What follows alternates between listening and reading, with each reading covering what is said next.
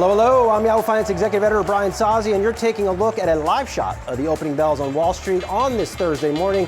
Minnesota Business Partnership ringing the bell at the New York Stock Exchange, and Event Nomad, a fintech company that offers Brazilians a bank account in the U.S., getting things underway over at the NASDAQ. This is Trader's Digest, a big morning of headlines, including a 50% tariff likely coming on Brazil. What a day. Delta issued some monster 3Q guidance and restored its full-year outlook. And as mentioned on the trade front, Brazil may get slapped with that 50% tariff from Team Trump. So lots to watch out there in today's session. Now, Opening Bid is all about serving up investing analysis you need to know to unleash the power of your portfolio. We're digging into what's really moving stocks, giving you the unbeatable context to make decisions with all that money in your portfolio. Let's get over to Yahoo Finance senior reporter Ali Canal at the NASDAQ in Times Square. Ali, earnings season has started with big numbers out of Delta, but also that coincides with some interesting upgrades before earnings kick off more broadly. Yeah, Brian, I have my eye on a few things here, but kicking things off with the major indexes, we're seeing the Dow open about 0.1% lower. The NASDAQ coming out of those record highs is up today around 0.2%, and the S&P trading mostly flat. But you mentioned a few upgrades, and I want to get to AMD and Oracle. Both of those stocks seeing a nice pop today. Let's start with AMD. HSBC upgrading the chip maker to buy with a price target of $200 a share, up from the prior $100. Now, the firm cited strong upside in AI revenue and underappreciated pricing power when it comes to its chips. So the firm saying that AMD is, quote, back in the AI game with a bang, and that the market has yet to fully price in a lot of this AI-driven upside. So AMD, obviously a big competitor to NVIDIA, but their chips are actually a bit cheaper. So there's some upside potential there and an advantage for AMD. And also its non-AI segments, like its general server and client businesses, remain resilient. So another tailwind fueling this forecast. And then finally, Oracle, we're seeing an upgrade from Piper Sandler. Oracle shares, they're moving higher. We're up around 1% at this point. The upgrade is to overweight with a new price target of $270. That's up from the prior $190. Now, the firm sees rising enterprise demand for Oracle Cloud infrastructure as a major growth driver, and this adds to the company $30 billion plus AI opportunity with OpenAI. And for Piper Sandler, it wasn't just Oracle. They also raised their price targets on Microsoft and SAP, citing strong momentum in AI infrastructure spending. So, Brian, like usual, it just continues to be all about AI. So true. All right, Ali, thanks so much. All right, we're kicking things off with your daily guide to the biggest market drivers of the trading day. Here's what I'm watching. Number one, Delta soars as it lands a big quarter end outlook. If the airline giant's earnings day is any indication for the broader upcoming earnings season, the market may be poised to take off to another faraway level. Wow, the puns. Shares of Delta ripped higher as the company beat analyst estimates by 3 cents, but it's what Delta said that has investors excited. Its third quarter EPS guidance was 38 cents above consensus at the high end of the range. The company called out steady demand trends. It restored full-year EPS guidance, and it hiked the dividend by 25%. Number two, Bitcoin reached a new all-time high, climbing to over $112,000. That surpasses its previous peak of around $111,900 seen in May of this year. The move has ignited another push higher in crypto plays such as Circle and Robinhood. The drivers of the latest Bitcoin record aren't clear, as some traders speculate it's short covering and others say it's a flight to perceived safety amid tariff uncertainty. And number three, NVIDIA, $4 trillion market cap and beyond. I continue to track NVIDIA. The day after the AI chip darling became the first company to reach the $4 trillion market cap level. Shares are on the rise today, supported by a bullish call on rival AMD out of HSBC analyst Ryan Miller, who cited strong demand for AI chips. Lots going on here in today's session. Let's get our roundtable on the screen. Jessica Inskip is the Director of Investor Research at stockbrokers.com. Also here are Yahoo Finance senior reporters Ali Canal and Inez Ferrero. Jessica, let me start with you here and on these Delta results. Good to see guidance back. Good to see a company like this raise its dividend by 25%. What's the read-through to earnings season more broadly, you think? Yeah, so I think the bar has been really set very low for this entire earnings season. And the testament is I expect to see a lot of beats. And we see this with Delta. We have had a lot of negative revisions to earnings, quite below the average. And that means the bar is very, very low, which means we need some catalysts to continue with this momentum and also to see follow through with the equal weight index. So with Delta, I think we see just that. We had lower expectations that were beat, but they were already lowered. We got guidance beat. But what really concerns me, and I think Delta is the perfect security to talk about this, is there is execution amid softness for Delta, but it's because of their diverse revenue exposure. It's premium that's selling for them, and it's also internationally and specifically transatlantic. So that tells me that the domestic consumer, there could be some constraints there, but it also shows me the resilience that we're seeing with corporate America really broadly since the great financial crisis. We've been speaking of this resilient consumer, but I think we also need to attest to the resilient corporation. Even with tariffs, we're spreading it across products. We're looking for companies with diverse revenue exposure, and Delta is definitely the perfect example of accomplishing that. So for the airline industry, this is great for those that have premium models and revenue diversification, but for more domestic airlines, there is cause for concern. Yeah, I wish they would just upgrade me more, Jessica. I'm just stuck in the economy somewhere in the back of the plane. But real quick follow-up on this one. What's the message from the reaction, double-digit pop initially on these Delta results, coming alongside a stock market trading at a record? Is there any fear that this activity suggests a top in the market is near?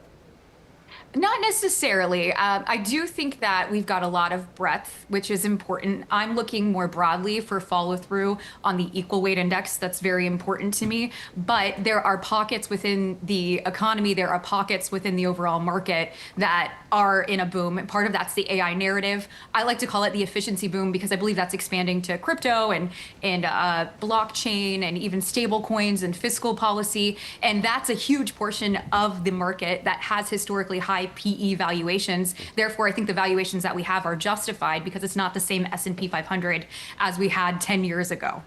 Inez, I was reading the Delta earnings release, true story, and I went down to the guidance. Guidance looked good. They restored the outlook, and I'm like, I bet you that has something to do with oil. I mean, oil prices have come down really very low levels, and you need a lot of oil to fill a plane. Yeah, I mean, look, jet fuel is less expensive now than it was a year ago, so trending lower.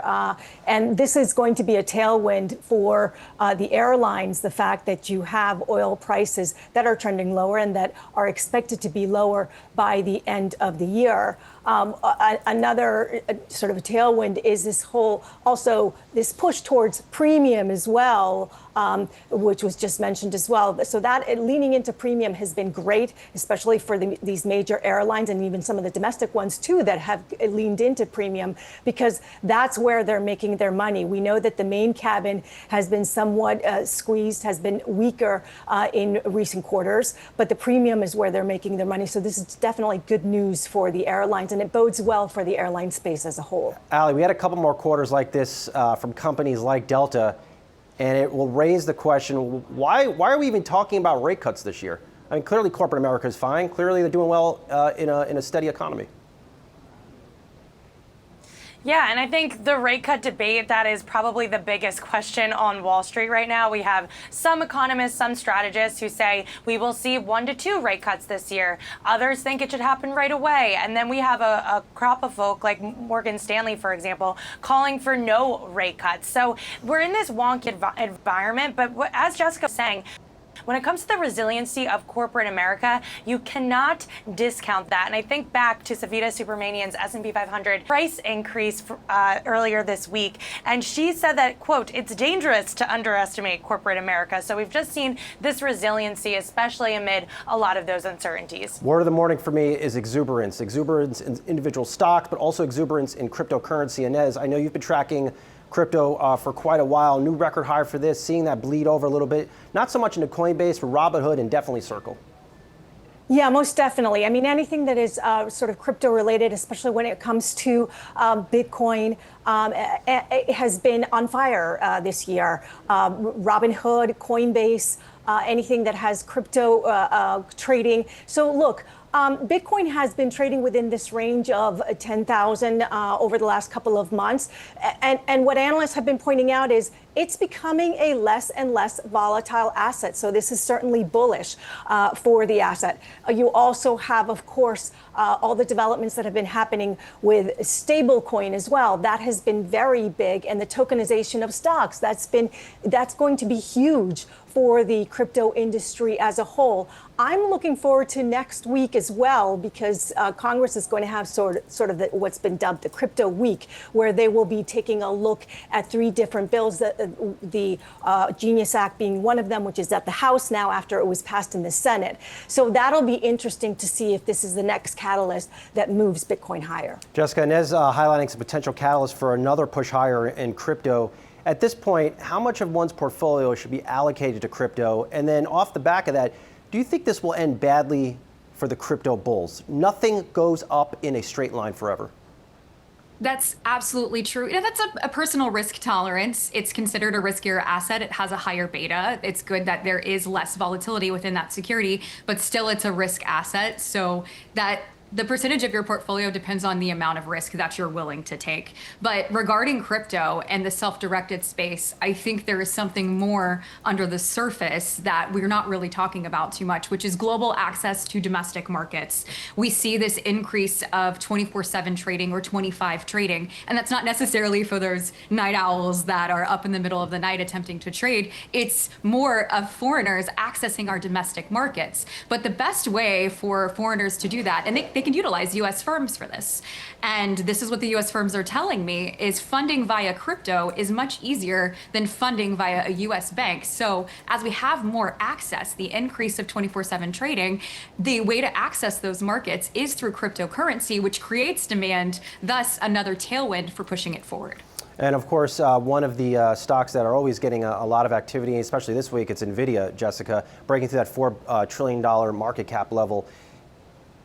Does that feel like a correct move in your view? Because this is a company, let's keep in mind, 3 months ago, disappointed investor. I mean, the numbers were good. They showed growth, but not enough growth. I'm trying to figure out, I guess, if we're setting up for a disappointment when they report. Yeah, I think that is such a great comment and the question that everyone's asking. And I'm going to point back to the resilience of corporate America and diverse revenue streams.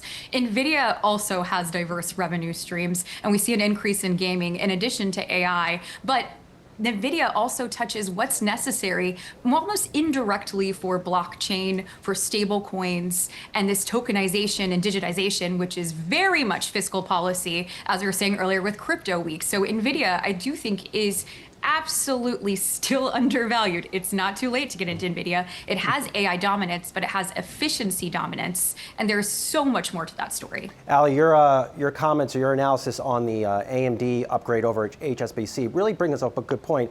It might be okay to own both AMD and NVIDIA. There are other players inside of the AI chip space. And if NVIDIA is doing well, AMD could do well. Maybe not Intel, but AMD. Yeah, and AMD has done very well this year. The stock is up around 15%. So that's just something that strategists are saying, is that you don't just have to have NVIDIA. You can have exposure to a lot of various tech names and a lot of AI plays as well. There's multiple touch points here. Many have told me that we're in the first or second inning, that there's still a long runway of growth. And even if you think about the software companies, those companies that have exposure to AI, they could be another play down the line. So you have the chip makers, you have your infrastructure builders, and then all the companies that really benefit from this. So there's just a lot of opportunity in this market. And what's great is that it's not so concentrated in the Mag 7 or the tech sector. We do have this broadening out. We have record highs for financials, industrials, communication services, and that is what's going to be key to maintaining this momentum. It's amazing just to watch this NVIDIA story. On one hand, AMD gets its upgrade, Intel's maybe on the verge of breaking itself up. Just weird times in some places of tech. All right, everyone, stay with me. Straight ahead, Roku finds itself on the Yahoo Finance trending ticker page list after a key bank upgrade. I have the details, and then we'll dive into our stock of the day. Your clue here, you probably don't eat their food anymore for breakfast.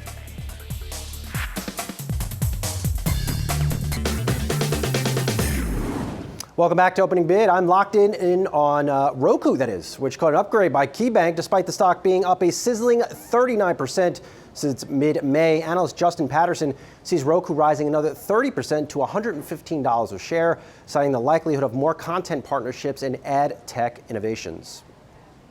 All right, let's turn now to our stock of the day, and that is WK Kellogg, not Kellogg, WK Kellogg. Extra chocolatey cereal from Kellogg might be in our future. Shares of Fruit Loops and Frosted Flakes maker WK Kellogg have spiked more than 30% as chocolate giant Ferrero confirms its $3.1 billion deal for the iconic company. This deal would remove other Kellogg brand that was spun off in 2023 from public markets.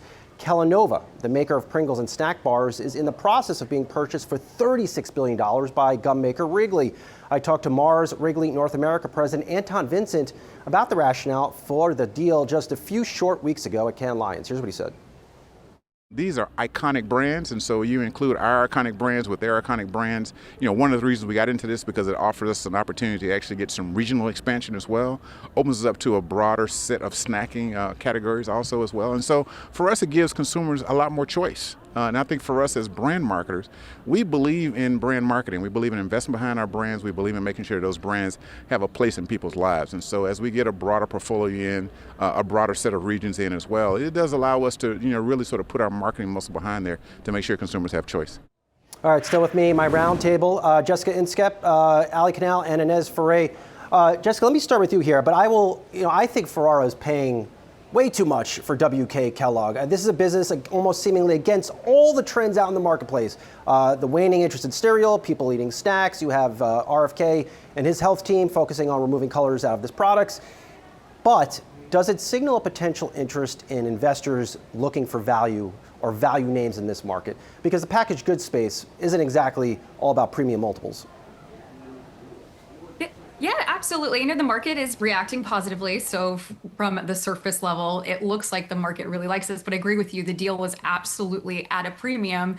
And Kellogg's comes with a lot of debt. So it's going to be interesting to see how Ferrero carries that debt. And that's the big risk and something we want to understand. But you did highlight the challenges that are coming from the administration and this need for more healthier options. So it's possible that this acquisition and this growth expansion that's happening with Ferrero, they could bring that to the table because of their global opportunities, and they could help with those challenges. So I think there are some headwinds with debt, but there's also tailwinds with this acquisition due to the reach that Ferrero has.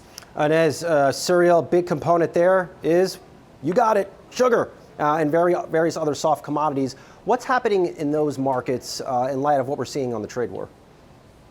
Yeah, look, for example, Brazil, Trump just said a 50% tariff on Brazil. Well, that would be very significant when it comes to imports from Brazil, because Brazil imports sugar. About 14% of the sugar that's imported comes from Brazil right now. Also imports other commodities like soybean, like beef, coffee, which has been at sky-high prices. So this will be significant. And remember that there's already that 10% tariff baseline already on goods. Brazil will want to negotiate this, by the way, because historically the U.S. and Brazil have negotiated on sugar and on ethanol. So they will want to do this because otherwise their products will be much less attractive to the market. Now, there is one silver lining, and that is that analysts expect to see a surplus of sugar this year because of more production that's happening in other countries. Again, another reason why Brazil will want to negotiate this, because if you slap a 50% tariff on an input like sugar, for example, that will be very disadvantaged. That'll be a disadvantage to Brazil, and it will also raise prices here, of course, in the U.S. and raise these input costs for these companies. Allie, it seems like you look through the finer points on the press release for this deal. Ferrero is paying for the past, paying for iconic names on a piece of cardboard down the cereal aisle. Last year, sales for Kellogg, WK Kellogg, down 2%, net income down 35%. They pre-released results for the second quarter, not good as well. It just seems like a deal that is feeding someone's ego over Ferrero instead of being properly put through a discounted cash flow analysis. Well, to that point, Ferrero has been, quietly expanding its U.S. footprint. In 2022, it acquired Wells Enterprise. This is the U.S.-based company behind the ice cream brand Blue Bunny. They also acquired Nestle's U.S. chocolate business. But the price tag on this deal, you were just talking about that sales miss that we saw for WK Kellogg. It lowered guidance. We've been discussing how cereal in general hasn't been doing that well. Even snacking has struggled in this environment. You can take a look at Conagra Brands, down over 5% this morning after their earnings results fell short. So we'll see if the fruits of this deal, no pun intended for Fruit Loops, can yield anything significant for Ferrero. But time will tell, and I think this discussion just showed how they probably overpaid a little bit. Quick dose of free research for the folks at Ferrero. Last time I had a cereal was 2 years ago. All right, it's time now for our question of the day. In light of Linda Yaccarino's departure as CEO of X and Elon Musk seemingly now running X at this pivotal juncture, is all of this more bad news for Tesla shareholders? Jessica, this is another business that Elon is seemingly running at a time where he's trying to get Tesla back to where it was maybe 2 years ago, trying to jumpstart sales, jumpstart earnings. What say you? How important is it that Elon just hands the reins over to some other people and locks in on Tesla here? I think that's very, very important because we're introducing another ball for Elon to juggle in the circus that is occurring, I suppose. And I think timing is very interesting in this because this is 4 months after it all folded into XAI. But the markets are shrugging it off, it seems, at least from yesterday's reaction. But we don't need any more distractions from Elon Musk. Perhaps this is going to push to that board where we have a true second in demand. But I also find it interesting on the bull case side that Yasarino's ad industry background may not have been a fit for this pivot that X has had. It might be a mismatch, if you will, because they pivoted towards payments and AI services. So this might be part of a strategic shift. But more importantly, for the AI narrative, I think this highlights something more broadly, which is the need for guardrails. And this, from a developer's perspective, is just a lack of guardrails that issued a lot of the tweets that occurred. And I want to see what comes as a result of that. So not only is it her exit and the need for someone second in command, I think that's important. Let's listen to that, especially within the next 30 days, what's going to happen. But more importantly, more broadly, what is happening with XAI and how does that translate into the broader AI narrative, because we need that to maintain a bull market overall. Jessica, real quick, what names I will view, yeah, sure, Tesla makes cars, but at the end of the day, I'll buy into Elon's view, it's very much a tech company. What names do you like in tech here?